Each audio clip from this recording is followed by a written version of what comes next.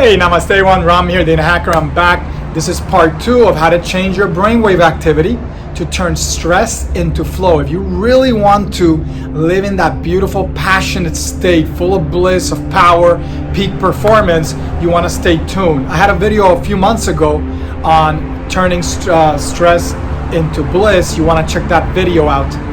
I'll put a link at the end of this one. And in addition, the previous video, I went into details about all the different brainwaves. I had them all listed here. And in that video, I talked about how we can control our brainwave activity and how this relates to stress and how we can turn it into flow. And today I'm going to go into more details about how you actually go about doing this. A lot more of this is going to be in my upcoming book, The Inner Hacker Secrets, which I'm already working on. It should be done by next month. And it should be released as an ebook sometime in February. So you want to stay tuned for that. Of course, then it's going to come out in Audible, stores, etc., just like the Art of Stress-Free Living.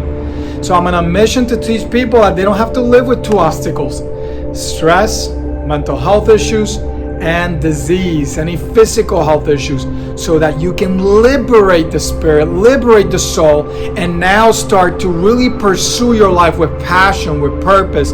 Know where you're coming from, know where you're going, why are you here?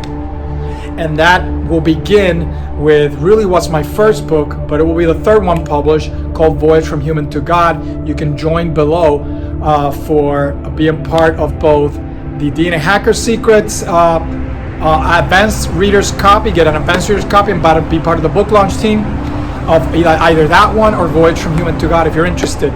Of course, I do this to serve. I'm not interested necessarily in how many views I get. This will be moving and migrating to a members area. That will be exclusive members area that you're going to have to pay for. So you want to take advantage and go back and look at any of the videos before they start to become unlisted and move to that members area.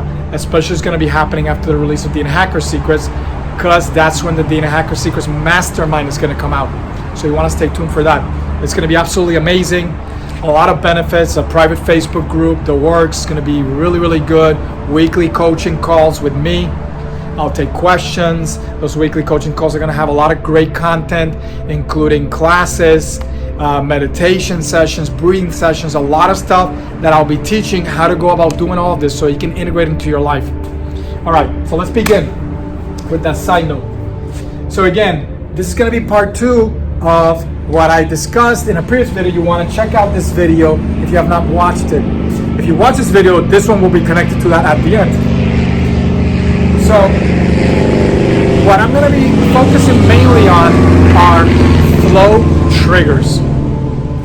So what are things that actually can get you to be in a flow state more? So the first thing is you need to be able to balance intention with surrender. So what do I mean by that? Number one thing is you need to know what you're doing. This is why I always tell people, like, I started a business not too long ago, this related to what I'm doing right now. And what did I do? I didn't know what to do. I didn't know what I was doing. I'd never been a business owner before. And so I decided to go get help, go get coaching from who? From people who are actually running business, who knew what they were doing. And so if I'm going to go in any endeavor, I need to know what I'm doing, get educated. Read my book, read somebody else's book. I can suggest stuff to people if they're interested. And then you learn, you get coaching, you work with somebody, go to somebody's event, and that's how you grow. But you got to invest in yourself. I don't ask people to invest in me if I myself haven't invested in myself.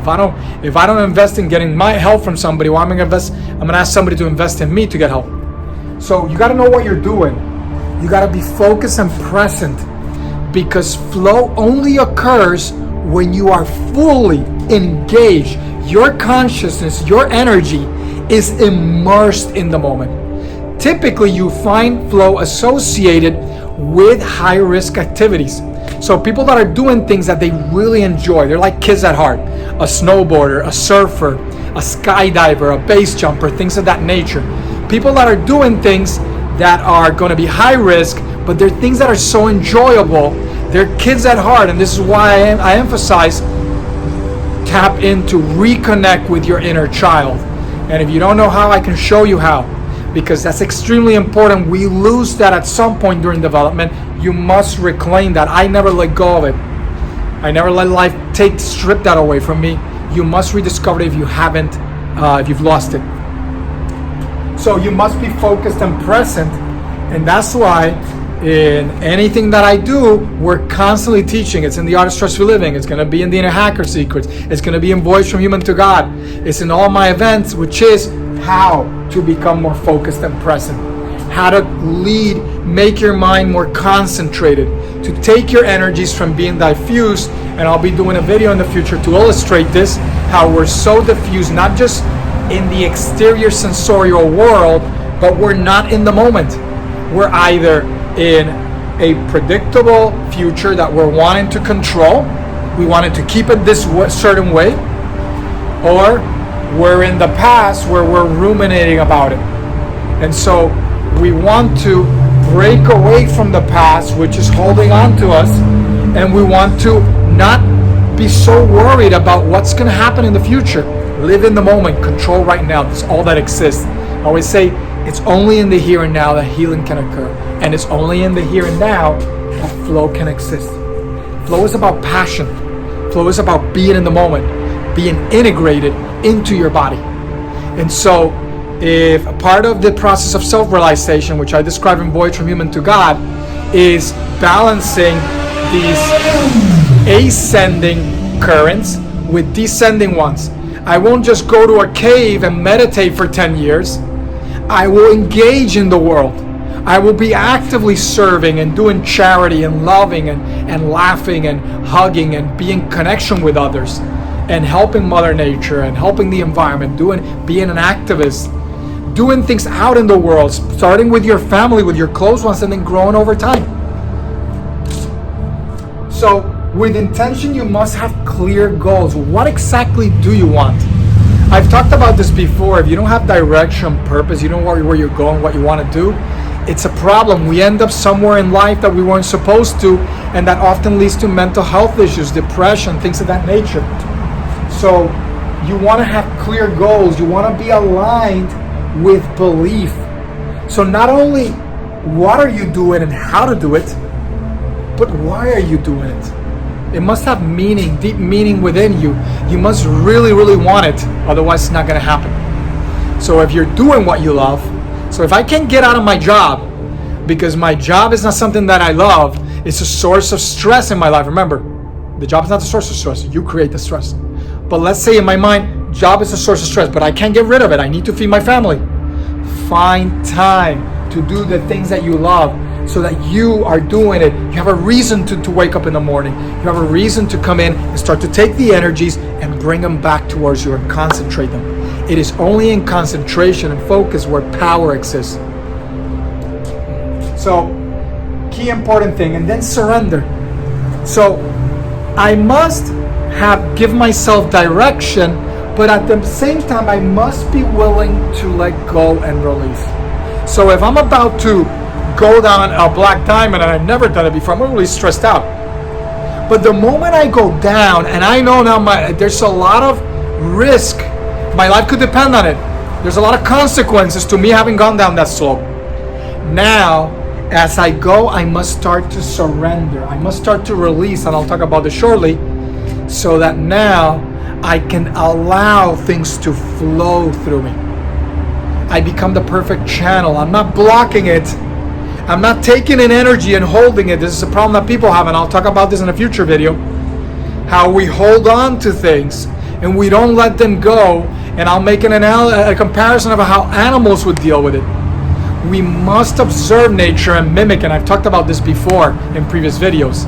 Align yourself with nature. Observe how nature goes about things so that you don't start to get in the way of the process. And as I surrender and let go, especially of fear, worry, and doubt, I can ease into it. And now I start to relax. And now as I concentrate, I can start feeling what the neurochemistry that I've just engaged, the neurohormones, the neuroelectricity, the neurocircuitry that I'm using, I start to connect with more primitive areas. I start to really gain an ability to start to control, and the more I get into flow. Initially, I don't know what I'm doing. But as I do it, I can get into it much easier, sustain it for longer, and the next day get in it better. I've done it before where I've spent hours in flow. It's an amazing feeling. You're riding this high, this natural high that there is not a single drug out there, not a single object out there, or a situation out there that can give you this. You yourself can create it by starting to feed yourself the right. I'm not talking about food. I'm talking about feeding yourself with the right experiences, being present in the moment, starting to bring yourself back to that inner child with that passion and that joy. So again, be willing to take risks, not just physical risks. You don't have to harm yourself, because consequences, if you don't take risks, I took a big one today in my business, investing big to try to grow this, to get the message out. This drives our attention and increases our neuromodulators like dopamine and norepinephrine. This is the pleasure, one of the pleasure neurochemicals in the brain. A huge attention driver that keeps us focused. Is going to drive our motivation and orient us in the now. And so it's going to increase feelings of bliss by the release of endorphins, molecules that modulate pain, increasing the release of anandamide, which is what marijuana, for example, increases. You can actually do this naturally. You have endocannabinoids within you. And I talk about this in a video. Want to check out that video on how to increase your natural antidepressant anandamide and other neurochemicals. The parallels between stress and bliss, between pleasure and pain, are very, very close. One of them is you harnessing, tuning, controlling, learning how to master, and the other one is out of control, out of whack. Coherence, lack of coherence, scattered.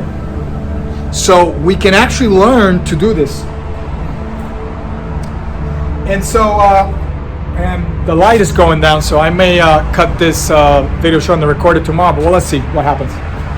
So if we want to be more focused in the present, having practice of meditation, whatever that may be, it could be a mindful practice where you sit, you try to pay attention to your breath. I've talked about in previous videos about mindful eating and mindful walking. It's in the Art of Stress-Free Living, and I talk about how you go about doing it. I'll be talking about more about that in the Inner Hacker Secrets. As I practice this, I learn how to turn down my brainwave activity. As I withdraw and start to harness the energy and bring it down, I can then turn it and bypass the stress at brain activity beta. If you know what I'm talking about, go to my previous video on how to change brainwave activity to turn stress into flow. And as I lower that, I can gain more control, and it's in that low alpha, high theta that then you can switch, boom, into gamma. And gamma is beyond beta, but it's a coherent, powerful, really focused activity where now you've taken your energy and consciousness and boom, you're now in the nervous system, really centered, really in your body, really in the moment, enjoying everything that is going on. There is no duress, there is no stress, there is no struggle. There is ease, there is passion, there is bliss, there is contentment. As an airplane is going by again, I really have to move and get somewhere else. Move somewhere else, and that's in the works in the near future. Hopefully we're going to be getting somewhere a little bit quieter. All right, so practice of meditation is important because being in the zone more, you learn how to get into that comfort zone, into that focus zone where it's much easier than to trigger this flow state. It puts you in a position to have breakthroughs. And this is what you practice. It's like meditation. You never practiced meditation before, you're not going to be an expert in it. But the more you do it, the better you get at it. So something important that happens is that as you start to practice, let's say meditation, you start to neurologically tune your nervous system, your neurochemistry, your neurohormones. Your entire being becomes a lot more poised for breakthrough, for flow. If I wanted to improve my attention, I could with meditation. because it's actually forcing me to focus on something very subtle, let's say the breath. And so when I put myself in another situation where there's something easier to attend to, it's going to be a breeze to attend to that. It's like when I used to wake up early in the morning to practice meditation, let's say at 4 in the morning, sometimes even earlier than that. And what would happen there is that's the ideal time. I've talked about this in my mastery series of videos. 4 to 6 a.m. is an ideal time. But most people are sleeping during that time. It takes a lot of energy to kind of get yourself going. There's a lot of lethargy, inertia. You're really feeling really stagnant. You're having a hard time staying awake. And so if you get yourself into a prime position at that time, later in the day when you are more alert, when the sun is out, you're actually, it's like at 4 a.m. I'm trying to go through this fine filter. It's very difficult to go through, but in the afternoon or in mid-morning, the pores are much wider and I just can go through so easily. Whereas somebody's still going through really tiny openings, I'm going through a really wide opening, I just go straight through. So it's kind of like that. You got to work, and over time, your nervous system is very plastic, neuroplasticity. It's going to change. And I mentioned it down here in the different phases of turning stress into flow in this kind of process, that recovery is key, because you're going to be using a lot of resources. So if I'm not taking care of myself, if I'm not taking care of my body, there's going to be a problem, because I'm going to be consuming resources that I need. So quality of sleep is important, because during that peak time between 10 p.m. and 10 p.m. and 2 a.m., you want to refer back to my Ayurveda series where I talk about how to be in sync with natural cycles. That is a period you never want to bypass for sleep. During that period, you're going to have that deep dreamless sleep, which you could be conscious of, but right now you're not. But during that period, very important things are happening. That is where the best quality sleep is occurring. And so afterwards, during an extra couple hours after, 2 to 4, your nervous system starts to turn on and you switch into more dream phase where other important processes are occurring. So now my memory consolidation is enhancing, my neuroplasticity is enhancing. And so as I do these type of practice, I put myself in a position, I take some gambles, calculated, smart, well planned, with intention. I start to train myself to be able to get into flow better, to recover more easily, so that the next day it's much easier to get into. I'm not feeding myself with toxicity, not just through the mouth, but through the senses, my mind. I'm in the company of enlightened ones. I'm reading elevated books. I'm listening to better music. I'm in communion with nature. You're doing all the right things that I teach on my programs, how to integrate them into your life so that now you're living in balance all the time and your energy level just keeps going up and up and up. So how was I able to sustain a half a day of flow? Because I created that state over time. I built it step by step with the right infrastructure. Nothing external, nothing artificial, other than healthy plant-based foods, which are what you're meant to eat, your natural diet. Other than that, everything came from my own consciousness, which I'll be describing a lot of this in the DNA Hacker Secrets book that I'm working on. How to use the power of your own consciousness to become a stress and disease-free superhuman. All right, I think I'm going to wrap it there. The sun is going down. I will continue with the second half of this. I'll do a part 3. So I hope you have a beautiful day and I hope you find this useful. Comment below. Let me know what you think. If you have any questions, anything that I may have forgotten or missed. Otherwise, I'll catch it in the next time. Have a beautiful day. Take care. Namaste.